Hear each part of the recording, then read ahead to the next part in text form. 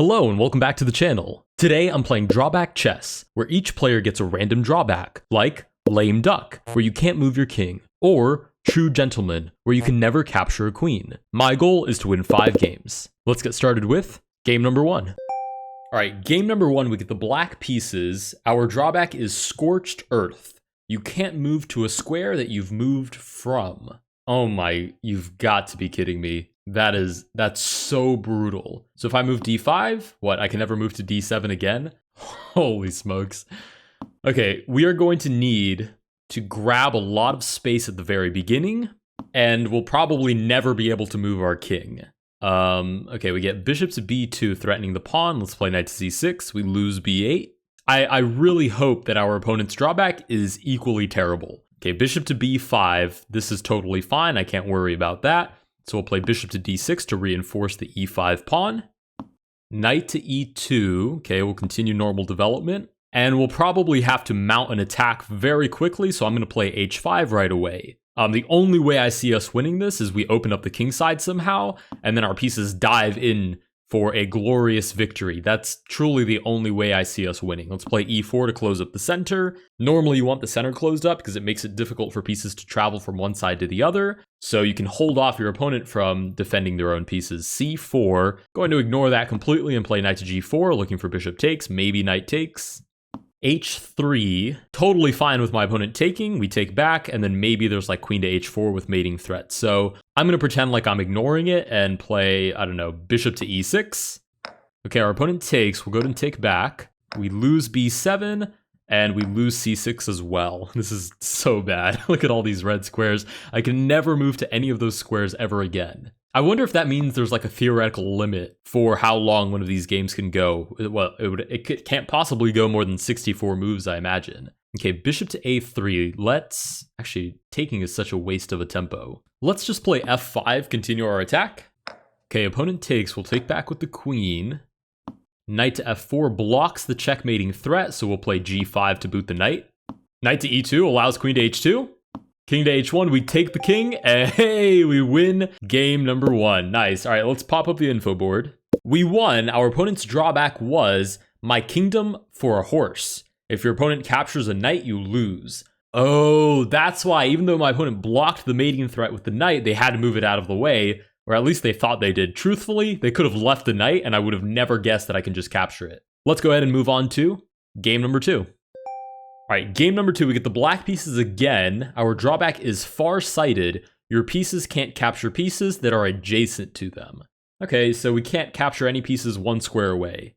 That shouldn't be too terrible. Okay, we get e4. Let's play... Actually, it is kind of terrible. I can't even play my Caro-Kann because I wouldn't be able to recapture. Let's play d6 instead. Right, if I play c6, d5, our opponent takes. That would put this pawn right next to our c6 pawn, which means I can't take back with it. And I'm really not interested in taking with the queen and getting, attacked in the first couple of moves. So for the first time in a long time, I'm actually going to play a King's Indian. Knight to c3, sure. Right, just a normal King's Indian where I basically completely forfeit any central control, which is one of the reasons I stopped playing it. We'll castle short. I mean, on the bright side, you develop very quickly. Whoa, bishop takes. Very suspicious. We'll take back. Oh, I can't take back at all. What? Wow, that is so bad. Okay, we'll pretend like nothing ever happened and play bishop to g4. Surely that won't come and bite us in the butt later. I can't even take back there. We'll just shuffle the rook out of the way. Maybe our opponent will think I can't take anything. That would be spectacular, right? I can't take that either. Let's play e5, try to open up the center. h3 boots the bishop. Let's play bishop back to d7. Bishop to e2. I can't even take on d4 because it's right next to my pawn. Okay. Wow, this is so bad. Let's try f5 on for size. Okay, let's play f4. Again, the only way I win this is a crazy kingside attack because I'm now down 2 pieces. Clean. No compensation whatsoever. So we've got to give this our best shot. Queen to d3. Let's play knight to c... That is not knight to c6. What? Oh man, this game is... Wow, this is... Yep, that'll do it. If you think high salt content will get your blood pressure up, you should play some drawback chess and see what happens. Queen to c4. Let's block with the bishop. Oh no! You can take my bishop because I can't take any pieces. Okay, queen to d3. Our opponent doesn't fall for it. Knight to d7. Knight to g5 hits the bishop. We'll play queen to f6. Takes, we'll take back. Bishop to g4. Wow, and if I move this rook out of the way, my opponent can just take. Okay, let's defend it with another rook. I wonder if our opponent knows what our drawback is. That would be insane. Okay, let's take back. Queen to f3. Wow, I can't even play queen to h4 trying to win the bishop because then there's just queen to g4. And if I do take the bishop, I lose the rook. Wow, that is horrible. I can't even take this pawn because it's adjacent. Wow, I wonder if my opponent actually knows what my drawback is. That would be very unsettling. Let's try g5. But if my opponent takes, then I guess that would be the desperate move anyways, but it might be a sign that our opponent knows what's going on. Because there are other moves, like taking here, for example. Wow, okay, our opponent does in fact take. We have to shuffle the queen out of the way. We can't take because it's adjacent. h4, let's try h6. And now if my opponent takes, then 100% our opponent knows what our drawback is. Okay, h5, we'll drop the queen back. The natural moves here are bishop here or bishop to d8. If we don't get one of those two moves, then our opponent is probably onto us. Whoa, g3. Oh, or our opponent's drawback is coming into play. Okay, we take the bishop. This is pinned now, so our opponent can't really take. King to g2. Knight to f6. Let's bring some more pieces into the attack. Rook to h1 defends the pawn. Let's reroute this rook to g7. Line it up with the king. Rook to h3, nice. And now what I really want is this trade. So g4, probably the only way to get out of that, but otherwise we might get this trade. Actually, no, takes, rook takes. And then what's my follow-up? It doesn't seem like there is one. Okay, let's make a waiting move, shuffle the king out of the way. Knight back to e2. Yeah, and I just don't have enough manpower to follow up this attack with anything. Let's play a5, I don't know, waiting move. Okay, our opponent seems to be waiting as well. Maybe if we can create some weaknesses on the queen side, somehow we can win some pawns and maybe promote or something crazy like that. c5 takes, and I actually wouldn't be able to take back. So knight to a5. We're losing this pawn at the moment.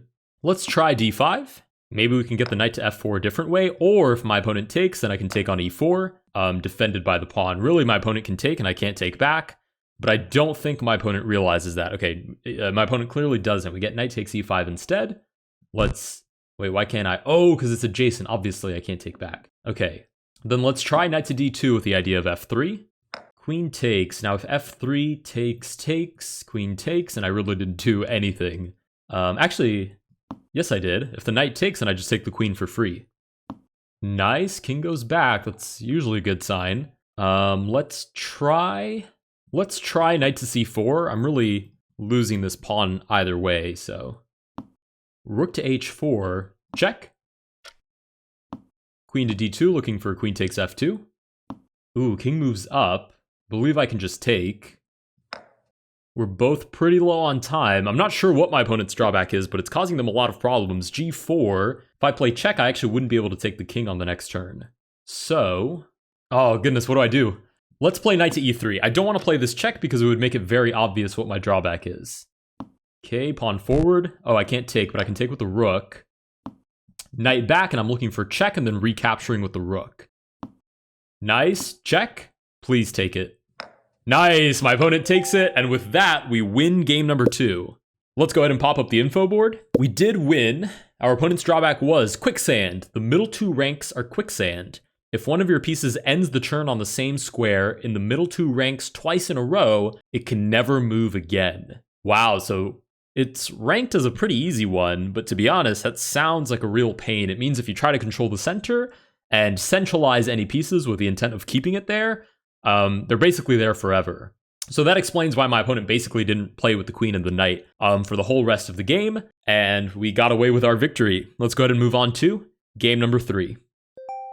All right, game number 3, we get the black pieces again. Our drawback is scouting ahead. As long as you have a pawn, you cannot move non-pawns ahead of your most advanced pawn.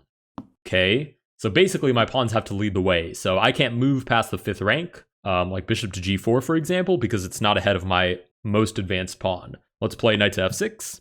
Now, the interesting thing is that only applies if I have all of my pawns. The awkward stage would be if I do have like one pawn left over, but it's only on the 6th rank, for example. So while I have a lot of pawns, it shouldn't be a big issue. And when I have no pawns, obviously it's not an issue at all. But that awkward stage when there's only like 3 pawns left before the end game, and usually they're not particularly well advanced, that's when it could become an issue.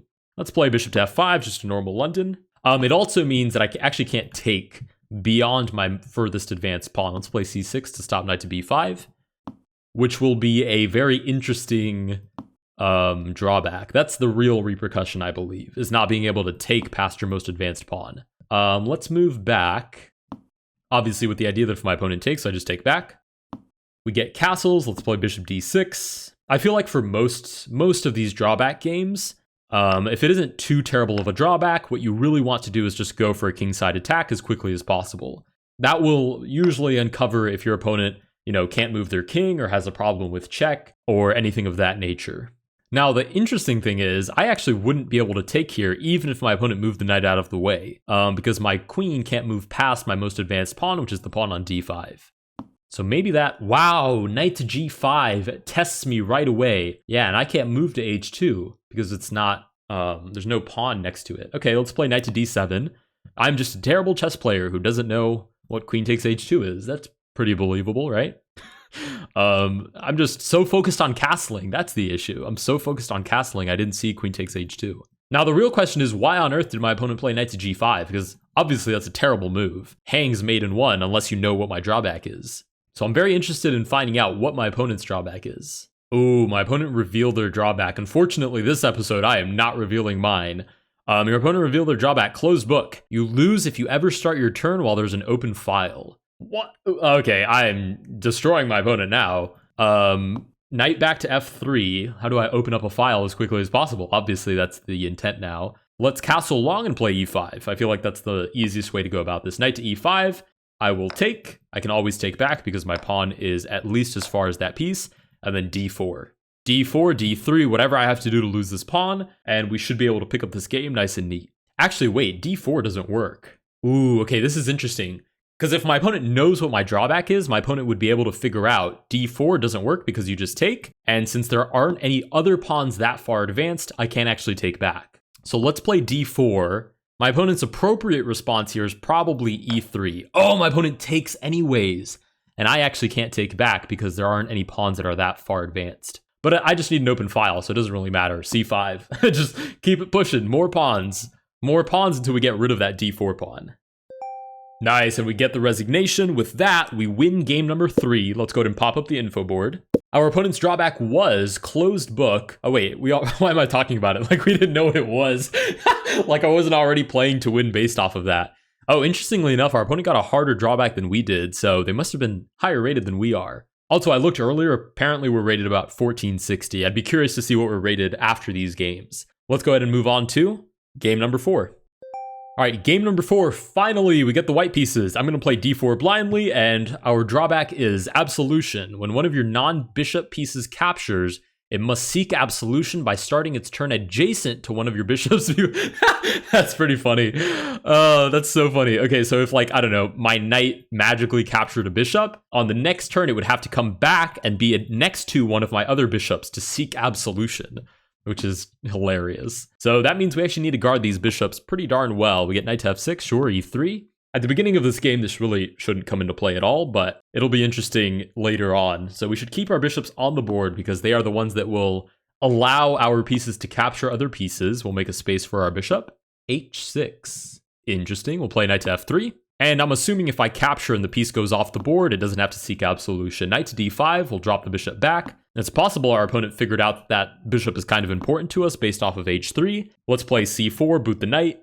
I mean, obviously, if I take this, it would be pretty hard to get that pawn next to my bishop. But my opponent doesn't know that, so let's play knight to c3.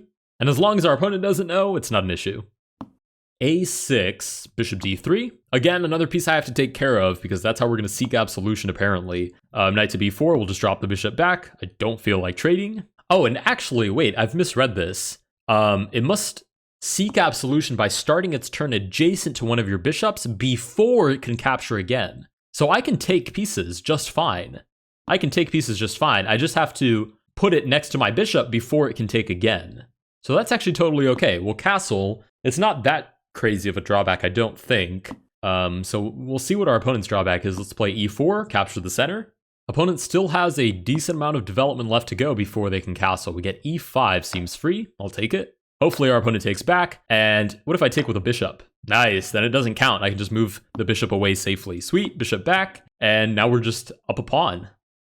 Bishop e6. Our opponent doesn't castle. Let's move the queen out of the way. I'm very interested in lining up the rook and hitting the queen. Knight to c5, sure. Hit the queen. Queen shuffles out of the way. Let's try b4 and grab some queenside space while we're at it. Takes, we'll take back. Oh, and interestingly enough, this pawn can't capture again until it seeks absolution by one of my bishops. Again, my opponent doesn't know that, so it shouldn't be an issue. We'll take back. Oh, and then same thing for this rook. So it'll be more so a game of making it look natural. Knight to a6 targets the pawn. Let's move it. And then if takes, maybe we just take back with the knight. Okay, this pawn can't actually take, nor can this rook. So let's move the rook next to the bishop. Ooh, sacrifice. Why is my opponent sacrificing? If I take, my opponent takes back. There's no mating threat. Knight to g4 is just defended by the knight. Okay, I'll take. Thank you very much. Our rook has now successfully sought absolution, so we can now move the rook again. Let's play e5, boot the knight. Queen check, king out of the way. Should be fine. I'm a little bit concerned, I'll be honest. I'm a little bit concerned. There's a lot of pieces nearby. Let's take with the knight. The knight takes back. It's threatening f2, so I have to defend that. Bishop g3 is probably good enough. I know that it loses a pawn, but it trades off one of my opponent's attacking pieces, so it should be okay. Wow, our opponent isn't taking. I wonder what my opponent is calculating. h5, wow, completely ignores the bishop, maybe intentionally so. Let's play rook to d4, force the matter. Queen check. Okay, if I block with my knight, maybe my opponent will still take. Wow, maybe my opponent just can't take with knights at all. Or there's like an issue with the center somehow. Okay, my opponent can, never mind. We'll go ahead and take back. Our opponent removes that pawn. And really, I think we just want a queen trade now. Question is, how do we get a queen trade? Let's start with queen to d3. If we do get put in check, just bishop back to f1. And there shouldn't be any other issues after that. This pawn just gets stopped by a knight, and we should be okay. Queen takes, obviously we lose the pawn. Let's play rook to e4, hit the queen, and then maybe I can double up and threaten the bishop on e7. I basically need to get the attention off my super weak king and put it onto something else, in this case the bishop. Queen to c5. I will offer my opponent a queen trade, but simultaneously put pressure on the bishop. Queen moves back, c5. Opponent can't actually take, just loses the queen. Queen to d5. Oh, doesn't lose the bishop, so bishop g2 instead. Nice, we'll block the check, put this back on the board. Queen d7 or d8 is probably necessary. Right, queen to d7 is in fact what we get. Let's play bishop to h3, hit the queen. It is a little bit of a concern that if I lose both of my bishops, there's no one to complete the absolution, so once I capture, I can't capture again. Again, my opponent doesn't know that, so we're fine. Opponent has 18 seconds. Let's just make a waiting move, I guess. Our opponent moves the king out of danger. Let's play knight to g3, trying to triple down on that bishop. Rook to h6. Knight to f5. Fork. Rook to e6, losing the pawn. Probably the only way to save the bishop. Okay, rook to f6 ignores it. Let's take with the knight. And we won, apparently. Okay, with that, we win game number 4. Let's find out why we won. Okay, our opponent's drawback was paranoid. Your king must always be defended. Parentheses, you must be able to recapture if it were captured or you lose. Oh, interesting. Okay, let's look at the board for 1 sec. Right, if there's no piece defending the king, then you lose. In this case, the bishop was the one, quote unquote, defending the king. And once I took the bishop, boom, my opponent immediately lost. My opponent probably didn't lose before that. One, because the queen was defending it, and then later, the rook was defending it. Let's go ahead and move on to game number 5. All right, game number 5, we get the white pieces, d4 without a shadow of a doubt. And now let's read our drawback, Bloodthirsty. After the first 3 turns, if you go 2 turns without capturing, you must capture on the 3rd or lose. Wow, okay, that's pretty spicy. So we get 3 turns, basically, of mercy, and then we have to capture within every 3rd turn. So basically, we need to play extremely aggressively. So let's play knight to f3. And what I'm honestly going to play is like e4, maybe knight c3, e5, as aggressively as I can possibly manage to play. And it says I must capture. So let's play a queen's gambit. Let's play c4. Right, our opponent takes. Let's play knight to c3 with the idea of e4. And then our first capture, hopefully, will be on c4. If not, it'll be a4 and then taking on b5, should my opponent try to defend. Terrible arrows, holy smokes. All right, bishop to g4. Must capture this turn or the next. Let's try e4 on for size, taking. e6, and we must capture, so we will take on c4. Phew, that just barely worked out. e5, there is the idea of taking, but I think I want to play more aggressively. Actually, wait, can I take with my knight? My opponent takes my queen, then I take on f7, king here, check, king moves forward. Is there actually a mating idea there? I don't believe there is. So I'm actually going to just castle, because I need captures on the board anyways, and I'd really like to get a kingside attack going. So our opponent takes. Is this just a terrible move? Because I have to capture on this turn or the next. I'm going to take. I'm going to take and try to create weaknesses in my opponent's position, and I will pay for it dearly if it doesn't work out, but I will have given it my best effort.